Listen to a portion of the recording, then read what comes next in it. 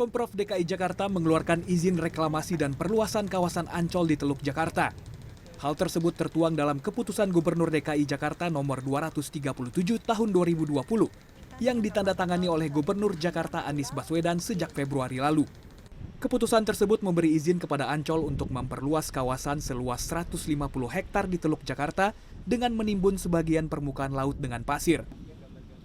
Reklamasi Ancol itu untuk kepentingan masyarakat, ya, agar masyarakat mendapatkan pantai ya, yang baik. Jadi tidak ada kepentingan-kepentingan lainnya di luar kepentingan masyarakat. Jadi apa yang sudah diputuskan oleh Pak Gubernur tentunya semua melalui sebuah proses yang panjang. Susan Herawati selaku Sekretaris Jenderal Koalisi Rakyat untuk Keadilan Perikanan atau KIARA menyatakan, izin reklamasi Ancol berpotensi merusak lingkungan di sekitar Teluk Jakarta dan dikhawatirkan menjadi ancaman bagi nelayan. Reklamasi akan menyempitkan ruang tangkap nelayan sebagai sumber mata pencaharian.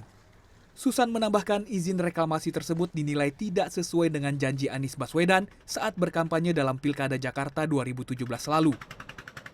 Keluarlah izin dari 150 hektar gitu ya, kawasan rekreasi Ancol yang kita tahu kalau kita berangkat dari unsur hukumnya ini nggak ada gitu ya, tidak jelas dan tentu ini sekali lagi membohongi masyarakat di Jakarta tentang janji-janji yang ketika dia mau menjabat sebagai gubernur, ya ini sangat-sangat berbeda dengan apa yang dia janjikan gitu. Hal serupa disampaikan Halil, salah seorang nelayan yang sudah 32 tahun bermukim di kawasan Muara Angke, Jakarta Utara. Di masa pandemi COVID-19, Halil sudah 3 bulan tidak melaut. Untuk memenuhi kebutuhan hidup, kini pendapatan Halil berasal dari hasil mengolah udang rebon.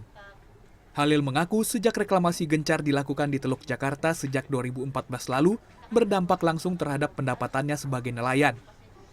Jika dulu ia bisa mengumpulkan uang hingga lebih dari 2 juta dalam sehari dari tangkapan laut, kini ia hanya mendapatkan keuntungan tidak lebih dari Rp100.000 per harinya.